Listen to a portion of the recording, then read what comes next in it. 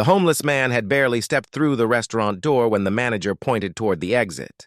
"Sir, you can't stay here." The man lowered his head and quietly whispered, "I only need something to eat." Several wealthy customers stared. One laughed. Another complained that he was ruining the atmosphere. But a young waitress named Emily walked over and placed a warm plate of food in front of him. "You don't have to leave," she said softly. "Everyone deserves to eat." The man looked up at her. "Even if I can't pay?" Emily smiled. Especially then. What she didn't know was that the restaurant belonged to the very man sitting in front of her. For 3 weeks, billionaire Daniel Brooks had secretly disguised himself as a homeless man to discover how his employees treated people who couldn't afford his expensive menu. But that evening, Emily did something no employee had ever done before. And when Daniel finally revealed who he really was, the entire restaurant went silent. Before we uncover what happened next, please like this video, share it, and subscribe to Kindness Corner Stories. And tell us in the comments, which city and country are you watching from? Daniel kept his head lowered as Emily placed the plate in front of him. "Take your time," she said. "The kitchen made too much tonight." Daniel glanced at the food. "You're sure I'm allowed to eat this?" Emily nodded. "I'm sure." Across the dining room, restaurant manager Greg watched with irritation. "Emily," he called. "We have paying customers waiting." She turned. "I'll be there in a minute." Greg walked over and lowered his voice. "We don't serve people who can't pay." Emily looked at the man. Sitting in front of her, he hasn't caused any trouble. "That isn't the point." Daniel stayed silent. He was wearing an old coat, worn shoes, and a gray cap. His beard was fake, his posture was deliberately hunched, and not even his security team knew where he was. For 3 weeks, Daniel had been visiting his own restaurant disguised as a homeless man. He wanted to know what happened when the cameras weren't watching. His company had recently introduced a new employee policy, promising dignity for every guest. Daniel suspected the words meant nothing. Now he was beginning to see why. "Greg, grab the plate. If you're finished, you need to leave." Emily immediately stopped him. "No." Greg stared at her. "What did you say?" "I said no." The dining room became unusually quiet. Emily gently took the plate back. "He hasn't finished." Greg's face reddened. "You're risking your job over this?" Emily looked at Daniel, then she looked back at her manager. "If feeding someone costs me my job, maybe it's not a job worth keeping." Daniel felt something tighten in his chest. He had expected employees to follow company rules. He hadn't expected one of them to challenge. Management for a stranger? Greg stormed away. Daniel leaned toward. "Emily, why did you do that?" She shrugged. "My mom used to tell me something." "What?" "Never make someone feel worthless just because they're having a hard day." Daniel looked down at the untouched food. Then Emily quietly added, "Besides, you look like you haven't had a decent meal in days." Daniel almost smiled, but before he could answer, his phone vibrated inside his coat. A message from his security chief appeared. "We found something concerning about the restaurant manager. You need to see this immediately." Daniel excused himself and stepped outside, keeping his disguise intact. His security chief, Michael, was waiting in an unmarked car across the street. Daniel opened the message. "Show me." Michael handed him a tablet. "We reviewed the restaurant's financial records after you asked us to investigate unusual expenses."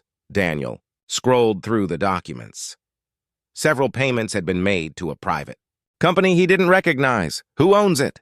"Greg's brother." Daniel's expression hardened. "How much?" "Nearly $200,000 over 6 months. Daniel stared at the screen. "So he's stealing from me." "That's not all," Michael said. He opened another file. The restaurant had been quietly charging certain employees for meals they were supposedly eating during their shifts. Some workers had complained, but the complaints had mysteriously disappeared. Daniel clenched his jaw. "Why didn't corporate catch this?" Michael hesitated. "Because someone in the regional office has been approving Greg's reports." Daniel looked toward the restaurant. "And tonight?" Michael lowered his voice. "There's something else." He showed Daniel a security image. It showed Greg removing cash from a locked office drawer. Daniel felt his stomach turn. He could have walked inside and fired him immediately. Instead, he wanted proof. "Keep watching," he said. Daniel returned to the restaurant. Emily was clearing a table when she noticed him. "You came back." Daniel nodded. "I wasn't finished," she smiled. "Good, I saved you some." "Dessert?" Daniel looked surprised. "Why?" "Because you shouldn't have to feel guilty for accepting kindness." He sat down. For several minutes, they spoke quietly. Emily told him she had been saving money to help her younger brother attend college. She worked 2 jobs and still struggled to make rent. Daniel listened carefully. Then Greg approached. "I thought I told you to leave." Daniel looked up. Emily stepped between them. "He's my guest." Greg's face tightened. "Your guest?" "Yes." Greg pointed toward the door. "Then you're responsible for him." Daniel finally spoke. "That's fine." Greg looked at him. "For everything?" Daniel nodded. "For everything." Greg smiled coldly. "Then maybe you should pay the bill." He placed an enormous bill on the table. Daniel looked at it. Then at Emily. She looked embarrassed. But before Daniel could respond, Greg leaned closer and whispered, "You don't belong in a place like this." Daniel slowly raised his eyes. For the first time, there was no fear in them. "Neither does someone who steals from the people who work here." Greg froze. Emily stared at Daniel, and Greg suddenly realized the homeless man sitting at his table knew far more than he should. Greg's face drained of color. "What did you just say?" Daniel calmly stood. "I said someone is stealing from your employees." Greg glanced around the restaurant. "You have no idea what you're talking about." Daniel reached into his worn coat and pulled out his phone. "I know about the payments to your brother's company. I know about the missing cash. And I know about the employees who complained." Greg's confidence disappeared. Emily looked between them. "Daniel, who are you?" Before he could answer, the restaurant doors opened. 3 people in expensive suits walked inside. Michael stepped forward. "Mr. Brooks, everything is ready." The room went silent. Emily stared at Daniel. "Mr. Brooks?" Daniel removed his cap and fake beard. A few customers recognized him immediately. "Oh my God. That's Daniel Brooks, the owner." Greg stumbled backward. "You?" Daniel looked directly at him. "Yes." Greg tried to speak. I didn't know." "That was the problem," Daniel interrupted. "You treated me differently because you thought I had nothing." Greg lowered his eyes. Daniel turned toward Emily. "But you didn't." Emily looked overwhelmed. "I didn't know who you were."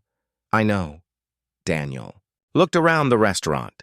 "That is exactly why what you did matters." He then instructed Michael to contact corporate investigators and suspend Greg immediately pending a full audit.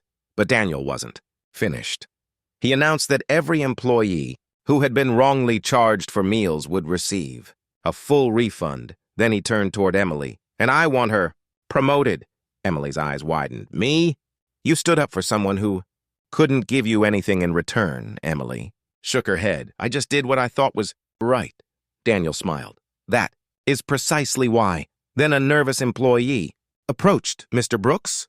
Daniel turned. She handed him a folder. "We've been afraid to report this for months." Daniel opened it.